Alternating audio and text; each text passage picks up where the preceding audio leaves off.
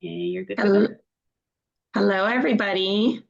Welcome. I'm excited to talk to you today about how we can support our health naturally during these hot summer months.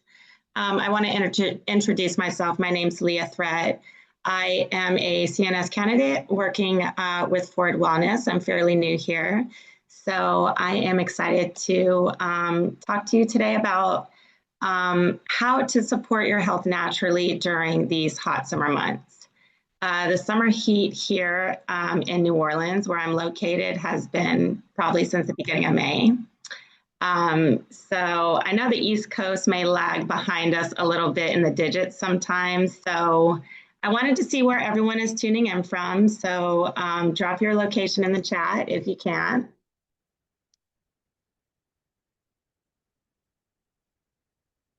London, nice. I hope you guys are getting some sunshine. We're going to be talking about that a little bit today. Oh, wow, it's hot already. I've heard you guys get some pretty high temperatures there. Virginia, okay.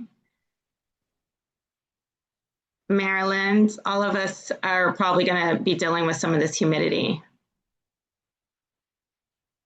Temperature regulation. Shannon says sometimes temperature regulation can be hard for her. So we're going to delve into that a little bit, just with how to cool from the inside. So I'm glad you mentioned that. And it looks like we have a few more people joining us. Right now, we're just kind of getting acquainted. If you're just joining us, my name's Leah Threat. I am new here with Ford Wellness. I'm an intern here and I'm a CNS candidate. And we're going to be getting started here in a second. So today we'll explore some essential habits that can really make a difference in how we feel when temperatures rise. So first, I'll share how nutrition, hydration, movement, and sleep strategies can help us beat the heat. And it's vital to embrace seasonal and cooling foods that not only nourish our bodies, but also keep us refreshed. So we'll also discuss the balance of sun exposure, which is really important. After all, vitamin D is the sunshine vitamin. And this vitamin also plays a crucial role in our health. So let's dive in.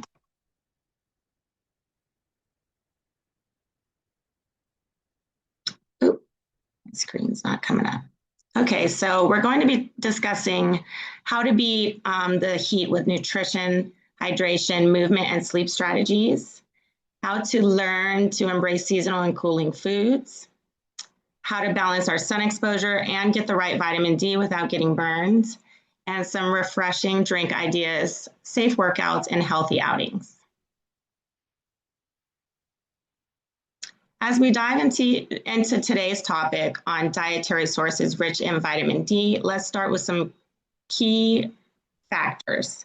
So vitamin D is, like I mentioned, known as the sunshine vitamin, but it also acts like a hormone in the body. It's responsible for bone, neuromuscular, immune function, calcium absorption, and more.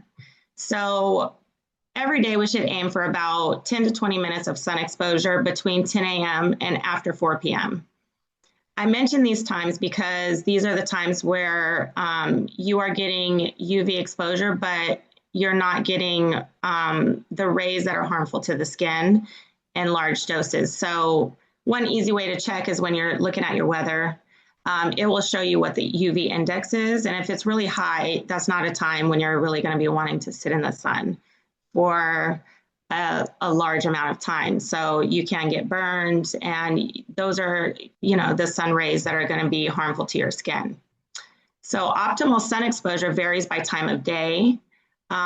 Your melanin production can alter the way you absorb vitamin D, and your proximity to the equator makes a difference. So if you're in areas that don't get a lot of sun, you can probably handle a longer amount of time in the sun. If you're somewhere that's closer to the equator or somewhere like in the Caribbean or even Mexico or New Orleans, you're going to be feeling those rays a little stronger.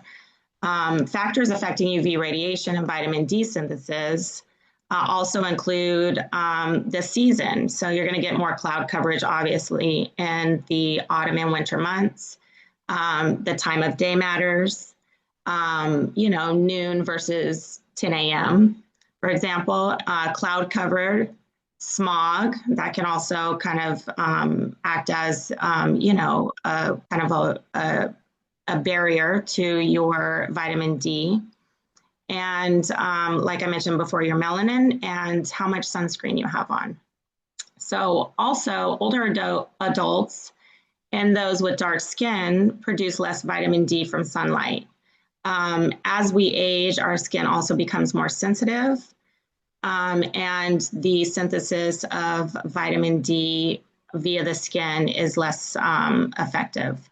So remember that radiation does not penetrate glass, so you can't just sit in front of your window and get your sun for the day. You really have to go outside and have the sunlight hit unexposed skin. So, wear some shorts, short sleeve shirt.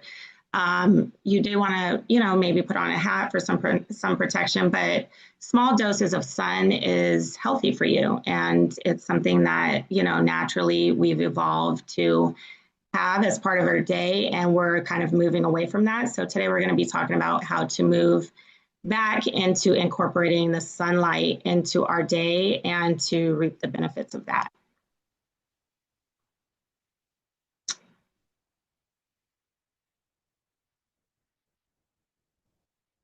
As we dive into today's topic on dietary sources rich in vitamin D, let's start with some key foods you can include in your diet. So first up, we have some fatty fish like salmon. Mackerel is another good one, and sardines. And I chose these fish because they're typically low in mercury. So your more oily and smaller fishes, aside from salmon, your oily and smaller fishes are going to be lower in mercury because they're naturally lower on the food chain. We also have egg yolks as a high source of vitamin D, fortified dairy and non-dairy products, mushrooms. That is one of your highest sources of vitamin D for those that are looking for a plant-based option. Beef liver, cod liver oil, and supplementation is important for those who do not have who have inadequate levels. And there are some people who may have some genetic SNPs that kind of impact the way their body produces vitamin D. For those, who are looking for non-dairy options, the mushrooms are good, but you can also include dairy products in your diet as well, because oftentimes those are fortified and they're also a natural source of vitamin D. As we think about our health and well-being, incorporating these foods into our daily meals can make a significant difference. So who likes sardines? I always say that the brand matters. I have recently been replacing tuna with sardines for the low mercury, and my kids like it. And I basically like turn it into a tuna salad, but I use sardines. And you have to try a few different brands. There are a few that are not fishy. And I will say that those who can handle having the bones in your fish, that is also better for you as well.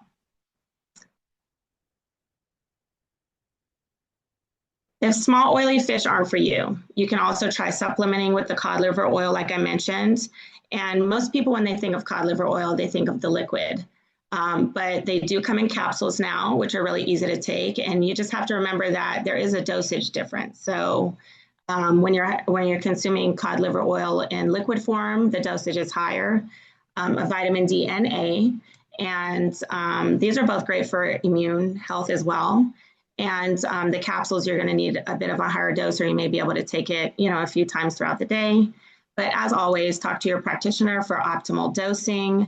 The optimal range, lab range, varies according to conventional and functional medicine standards. So conventional standards basically will tell you what is ideal for bone health and kind of keeping you out of the range of illness. But functional medicine usually reaches for the range that is for optimal health, where you feel your best. So 20 nanograms per milliliter or 50 nanomoles per liter is considered sufficient for bone and overall health, although optimal levels may be higher. So in functional medicine, sometimes you'll see closer to 80 or, 50 to 80 range. And like I said, that is something to discuss with your practitioner based on what your lab values show.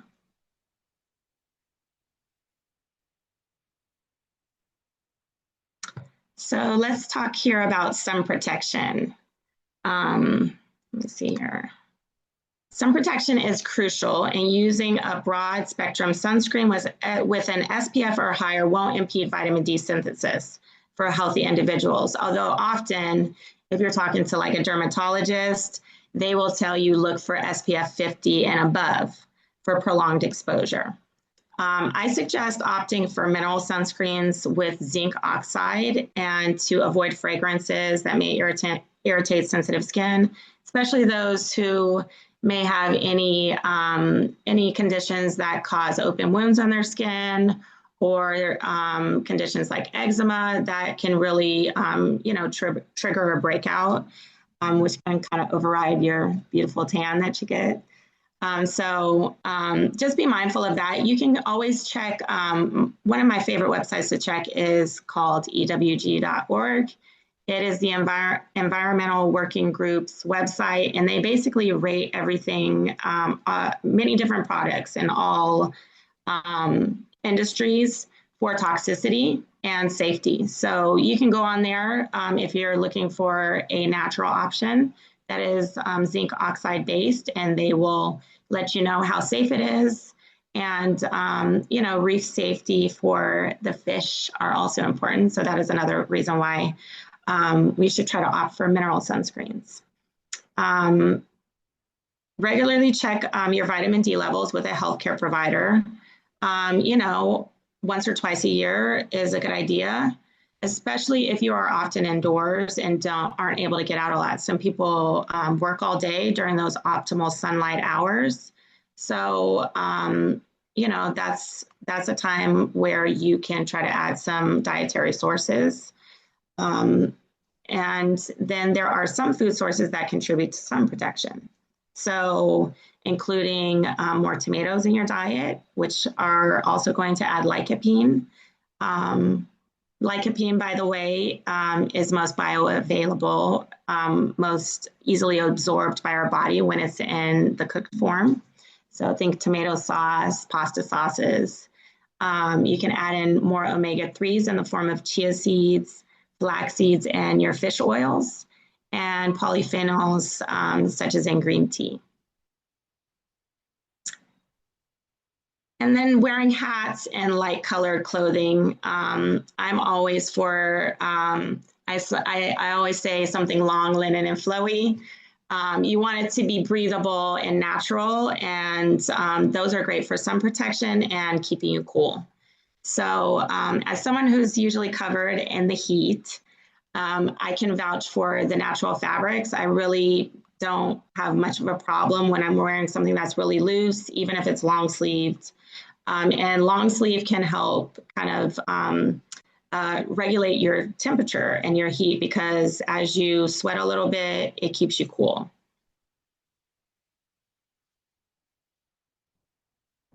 It's also important to recognize the signs of heat exhaustion.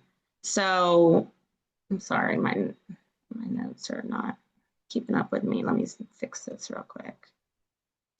So some of the signs of heat exhaustion and dehydration are dry mouth, fatigue, feeling disoriented. If you're using the bathroom and you're having very dark urine, that's another sign of dehydration. Feeling dizzy or experiencing heavy sweating, having cool and clammy skin, a headache, a fast and weak pulse, and heavy sweating. I know that some people too like to kind of party, have something to drink, replace some of their water choices with alcohol. And in my younger days, I worked at a pool, and I saw so many people with heat exhaustion who would become dehydrated, and then fall asleep in the sun from heat exhaustion and dehydration. And not only would they burn, but we would usually have to call the ambulance for them. So it can happen pretty quickly, especially if you're having a good time and you're not paying attention. So, it's good to keep in mind some of these symptoms, signs and symptoms, and if you see someone experiencing this, to get them out of the sun and try to get them some assistance.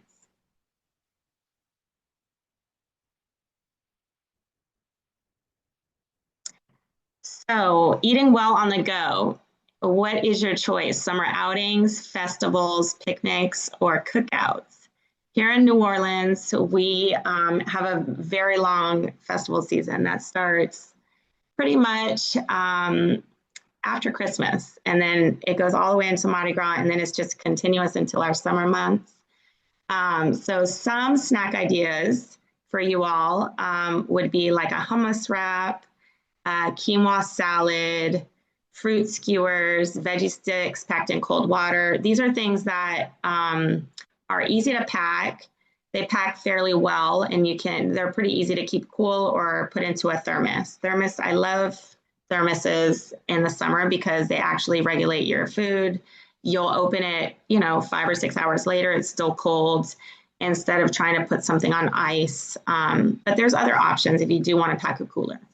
So herbal iced teas are a good option for hydrating, along with sparkling mineral water, coconut water, which is really rich in electrolytes, and green juices. To ensure things are kept cold, you can pack a cooler with frozen fruit slices, like frozen grapes, and you can also use these as natural cold packs.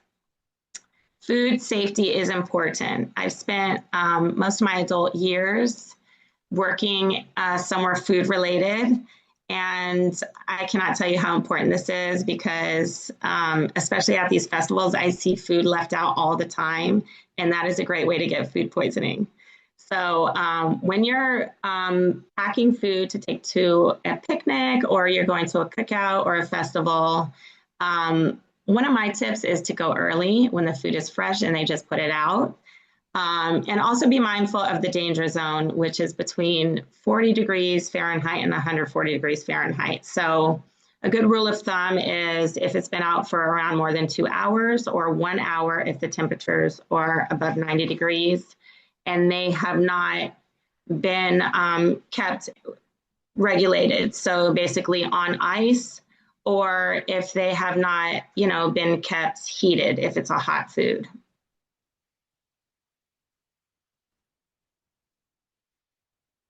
And I want to go back real quick. What is everyone's favorite form of eating on the go? So drop in the chat if you prefer just going like on a summer outing with your family,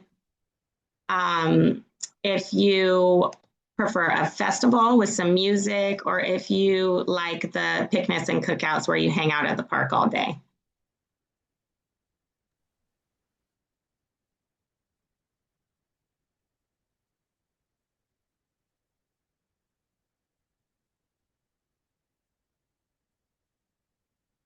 Cookouts with family.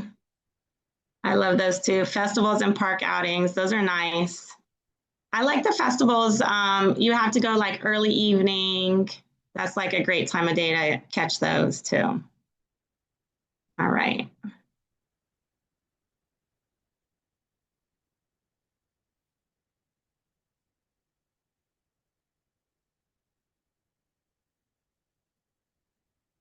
Hydration essentials. So for staying hydrated, I'd like to say our optimal intake is to aim for half your body weight in pounds. So if you are 140 pounds, you are going to want to aim for 70 ounces of fluid or water. Your electrolyte balance is important. So incorporating minerals like sea salt, magnesium, and lemon into your day, adding lemon to your water, maybe including a magnesium supplement. I like to have like a salty lemonade in the mornings to start my day. I just dissolve a little mineral or sea salt in my water, and then I add lemon, which is a nice little electrolyte boost. And then remember that adequate hydration supports cognitive function, mood regulation, and kidney health. So increasing foods and drinks with naturally occurring electrolytes, such as watermelon, and avoiding drinks with excess sugar is important. I also like to add in that avoiding plastic bottles that can heat in the sun and release chemicals is something to be mindful of. A lot of times people will leave a plastic water bottle in their car and you'll come back to see the water bottle fully expanded. When that happens, your water is obtaining all of the BPA and toxins, which are endocrine disruptors that are in that plastic. So try to look for a really good stainless steel water bottle. Those can, stay in your car less than a work day and still keep your drinks cool. And you can also opt for a glass bottle if I know now they make the glass bottles that have like a silicone sleeve. So those are a little easier to keep without breaking. Hey, Leah, you got a question in the chat, and Okay. it is, does that amount, I'm thinking that's in reference to the amount of water you said we should have. It says, does that amount stay the same if you have pots? I'm not sure about that. Do you have any ideas about that? She said POTS, POTS. Yeah. Yeah, I'm not, I would have to research that as far as fluid intake for that condition. Do you know anything about that, Dr. Joe? Yeah, I don't know that fluid intake would change much, but we do have to be more mindful of electrolyte balance, so because I think POTS has more to do with that than it does specifically fluid. Now, if you're dehydrated, of course, your POTS symptoms are going to be increased. Mm. So I would say that's probably definitely your minimum amount of fluid you need, but I do think electrolyte balance is probably more at the forefront of what you should be focused on with POTS. That's just my opinion. Yeah, and I do want to add too, your fluid intake also increases if you are pregnant, if you are dehydrated, like Dr. Joe mentioned, and if you are exercising. So, not to be in excessive, like exceeding, for a typical adult, 100 ounces. But if you're exercising and you're sweating profusely, you need more water. So listen to your body. Usually by the time you're thirsty, you're already slightly dehydrated. So just keep that in mind when you're out and about and try to, carry something that will hydrate you. And are you guys seeing my fruit and vegetable screen? Yep, that's what we Okay. see. Mm-hmm. So that leads us into my slide on hydrating and seasonal foods. So there are many high water content foods that you can consume in the summer and in the spring, and that kind of goes along with the idea of eating seasonally. Our bodies are designed to kind of eat with the seasons for a reason, and these foods will naturally cool you from the inside, and they're light. They're not something that's going to make you feel heavy while you're moving around. And these are things that are easily digested. And those include watermelon, which I think is like in the 90th percentile for water content, cucumbers, celery, strawberries, and lettuce. And you can switch up your recipes a little bit by incorporating these ingredients into smoothies, cold soups such as gazpacho, or salads that can incorporate a lot of hydration and nutrients depending on how many ingredients you add as toppings. So electrolytes are your friends. Natural minerals support hydration better than plain water alone. And your water source also matters. So if you're using like reverse osmosis filtered water, you are going to need to add some electrolytes back in. If you're using filtered water, it's important to just try to incorporate as many of these high water content foods so that you can have a nice variety of electrolytes.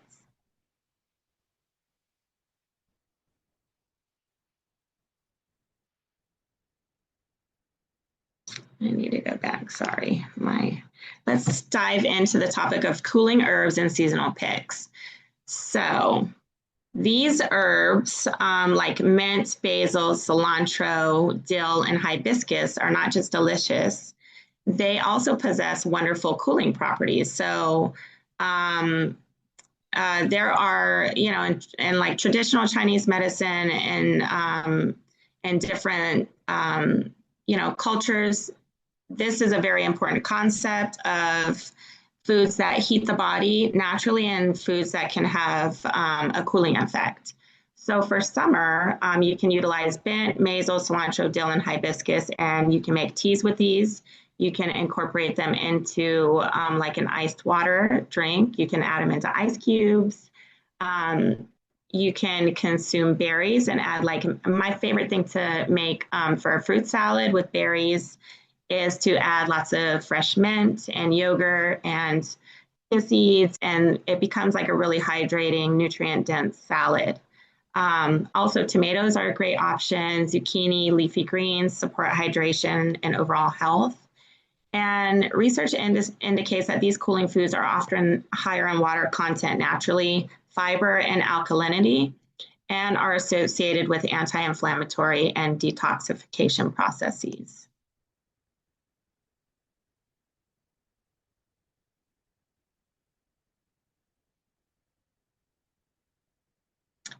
So moving on to sleep, which is going to change a little bit during these summer months because our days are longer. So preparing for the longer days, it's important to try to reduce screen time in the evening so that your body can naturally adjust. Maintain consistent sleep and wake schedules as much as you can throughout your week. Create a comfortable, dark, and quiet sleep environment, and get morning light to regulate your internal clock. Including magnesium and melatonin-rich foods like tart cherries, bananas, kiwis, and cashews in your diet can really help, especially when you're eating those later in the evening, early evening, afternoon. That can really kind of signal to your body that it's time to start pumping up that sleep hormone.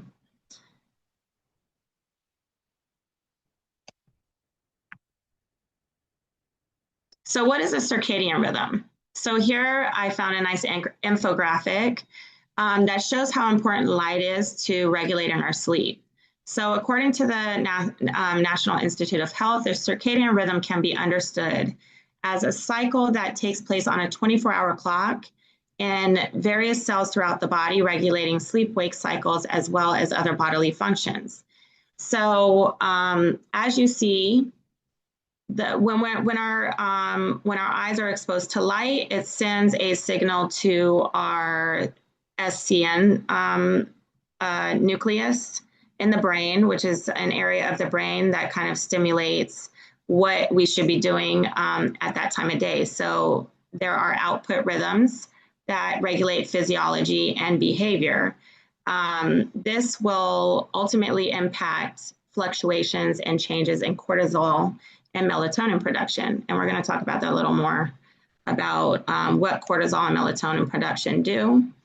These two hormones play significant roles in our sleep-wake cycles, basically helping us to wake up and feel alert, which is cortisol, and melatonin signals our body that it's time to rest. And by understanding and optimizing these cycles, we can improve not only our sleep quality, but also our overall well-being. Remember, our bodies are naturally driven by these rhythms, and aligning with them can make a world of a difference in how we feel day to day. If you're curious to explore more about these cycles and how they affect us, you can check out the link. I added all of these resources at the end of our slides.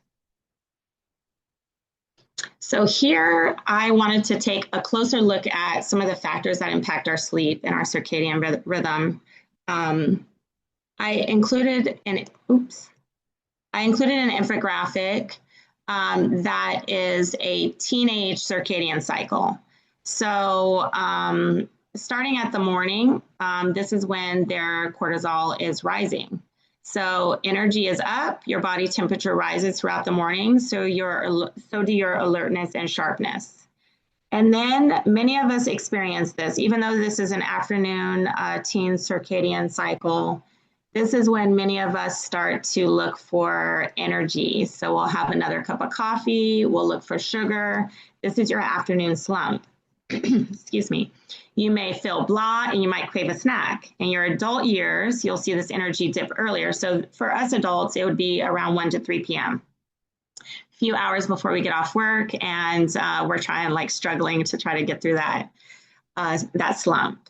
And this is a good time to really optimize your snacking and grab things that may not be have such a big impact on our sleep cycle later in the evening. So rather than grabbing another coffee, maybe grabbing something that's low caffeine, and maybe just having, something with higher protein and some fiber, and maybe like a little tiny bit of dark chocolate, something that will give you a boost, but not really have serious impacts later in the evening.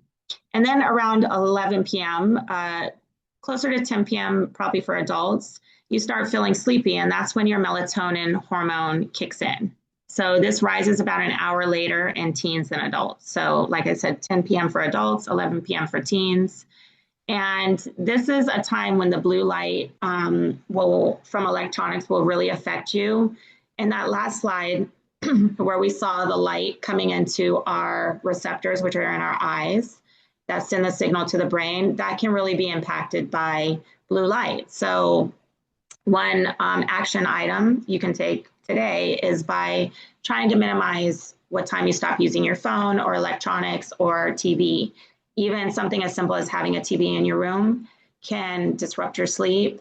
And something as simple as I have a neighbor that's been having her floodlight streaming into my window at night. And I've noticed that it's disrupting my sleep at night. So if you have something like that, where you have neighbors that like to leave a lot of lights on outdoors, you can get some blackout curtains and just trying to make your room as dark, quiet, and cool as possible. And then from 3 a.m. to 7 a.m., this is not a time when you want to be up, because that will really throw you off. This is the big dip. So your energy is at its lowest. Depending on your internal clock, you might not feel fully awake until 9 a.m. or even 10 a.m. So our society is not designed to really work with this type of circadian rhythm. We're designed more to get up along with the sun. This, again, is a teenage clock. So adults will be waking up a little earlier, but your cortisol really spikes a little later in the morning. So it is natural to kind of drag a little bit, and what can really boost that and help you along is having that first light sun exposure. One thing I've been trying to do is just go out on my patio right when the sun's coming up. I'm usually up pretty early, and getting that natural light exposure really helps you. And on those days when I'm able to do that, I really do notice that as the sun is setting, my body is naturally starting to feel a little, more tired and ready to slow down. And here I have some factors that impact sleep. Let's take a closer look. So I don't know why this is happening. Sorry, guys. So on here, I have all of the factors that really influence how chronic disruptions in sleep and our circadian rhythm can lead to chronic disease and health outcomes. And I found a really interesting research paper that provided a nice infographic on different factors that come into play and how they affect health outcomes. So your sleep quantity is important, but also the duration, how long you're in deep REM sleep, which is short for rapid eye movement, and that is when you're in your dreaming state. Sleep quality, which includes like sleep fragmentation. That is like, if you're having broken sleep, sleep deprivation, sleep disturbances. I know that's big for like new moms who may have an infant that's waking them up multiple times a night, or sleep apnea. That's another reason that you may awake multiple times a night. Additionally, diet impacts sleep. So a lot of times Some people may have sleep disturbances at like 2 in the morning. It may have to do with a dip in their blood sugar. So eating behaviors come into play for circadian rhythm. Your dietary components, like whether you're getting enough nutrients that impact your melatonin production. For example, a big one is magnesium. So having those magnesium-rich foods is important, or even supplementing about an hour before going to bed with a magnesium supplement can really boost that melatonin production and help you get into a sleepier state. Your dietary patterns, such as dysregulated eating or poor dietary quality, can disrupt your circadian rhythm as well as mealtime frequency. So if you're eating at night, if you happen to be someone who works nights, and you're eating your meals at like 11 p.m. or having your lunch at work on an overnight shift, that is going to impact your circadian rhythm. And how does this impact your circadian rhythm? Through hormone production. So our fullness hormones are hormones that help us feel a signal satiety. Those are things that are going to impact us the following day. So that may be a day when you're looking for more sugary things, things that will provide quick energy because your body may be tired. If you're doing this for a long time, and this is a chronic pattern, this can lead to obesity, weight loss and maintenance, issues with weight loss and maintenance, metabolic syndrome, type 2 diabetes, hypertension, altered immune function, cardiovascular disease, depression, and all-cause mortality. And I wanted to bring this up because there may be people that are trying to, optimize their weight gain and their sleep is off. So that may be an area that you can focus on that is not related to actual dietary habits, but you can kind of work on that area and you can see the effects of how it can impact your eating habits the next day or, over time. And this is important because this study also discussed how there are different organ systems in the body, such as the central nervous system, our brain, other organ systems like our liver. And all of these kind of work separately with their own circadian rhythms. And so when our sleep is altered, all of these organ systems are thrown off. They're thrown out of balance, and that's why you see the chronic disease and health outcomes below. Any questions on any of that? I know that was a lot of information. Okay.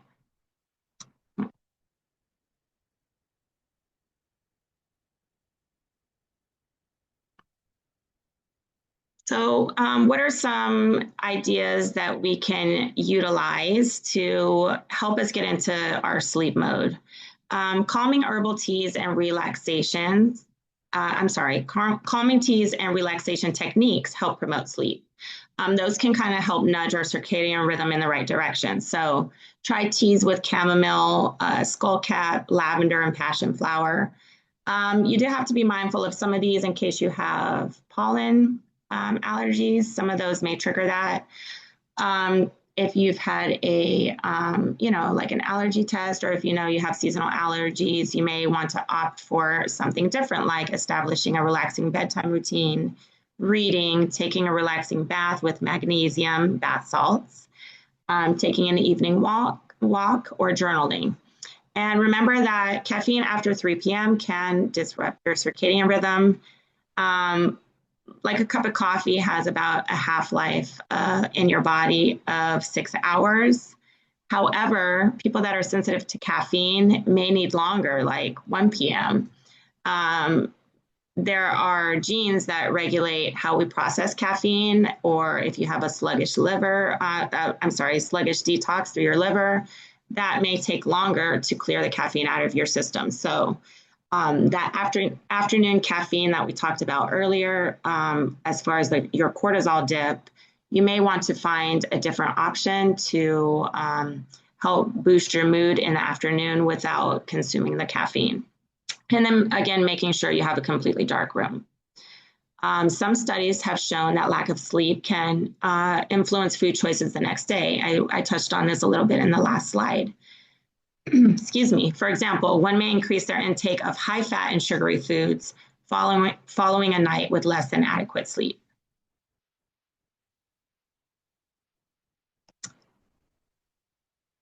Now that we've talked about sleep, let's move into something a little lighter, such as non-alcoholic summer drinks. So let's talk about some ways to cool down and feel included in the cocktail crowd without being dehydrated. Keep in mind that alcohol is a diuretic, which means you're more likely to become dehydrated. It can also increase your chances of drowning if you're drinking near a water source, such as the ocean or a lake or a river, and it can increase your chances of heat exhaustion and stroke. Some of my favorite combinations are coconut water and lime. These can be, included in like a glass with some ice, and it kind of feels like you're sipping on something alcoholic, but you're not. Iced teas such as mint and hibiscus are really popular ones, and you can combine those. Fruit-infused water, try cucumber slices with mint or strawberry and basil. Lemon and cucumber are also another great combo.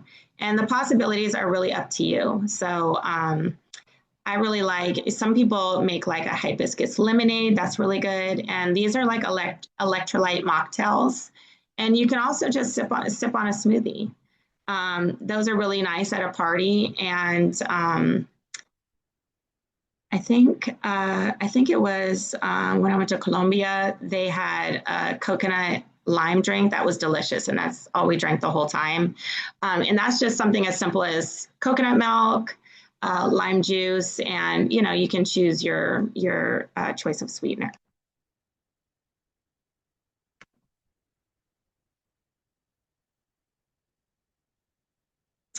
So how do you move without melting? Engage in physical activity early in the morning or late evening to avoid peak heat. Opt for shady areas, water sports and group water workouts, or indoor classes such as yoga. And then for clothing, wear something light, moisture wicking, and fabrics that facilitate cooling. And then for cooling strategies, post-exercise, consume magnesium-rich smoothies and a cooler cold shower to aid in recovery. And then again, lemon cucumber water is great after a workout or even while you're working out. Sorry, guys. For water-based activities, some options for low impact exercise would be to engage in swimming, paddleboarding, aqua yoga, kayaking. I tried kayaking for the first time earlier this year, which was really fun. And then I also tried paddleboarding, and that is a workout, especially if you're in the ocean. So I recommend that if anyone is up for the challenge. That's a really fun workout, and you get to kind of be in nature, so it doesn't feel as monotonous as being in a pool and kind of seeing the same people every day. You can also do indoor swim lessons, which is great for children and adults. I am a big advocate of water safety. And even if you're an adult, it's never too late to take a swim lesson. And that's a great thing to do as a family as well, if you have kids. And then try to always stay hydrated, use your sun protection, and consume light meals before and after activities to minimize cramping or nausea, which can happen afterwards. And then there are many benefits to this, such as low impact on your joints and muscles. It's cooling and it's mood boosting. You're out there in the sun, but you're still able to, you move your body in a safe way. And that is all I have for you today. So thank you so much for taking the time to join us. There are many ways to connect with us here at Ford Wellness, and I have included our contact information here. If you feel like, I know we covered a lot about vitamin D and sleep. So if you feel like that's something that you may want to discuss with Dr. Joe or any of your practitioners, that's something that you can look at, journal about, and bring up in your next session, or book a session with us. And then I have included all of the resources for my slides here. And yeah, I appreciate all of you guys joining us today. And I believe Dr. Joe will be sharing the slides. So if anyone has a question, just let us know.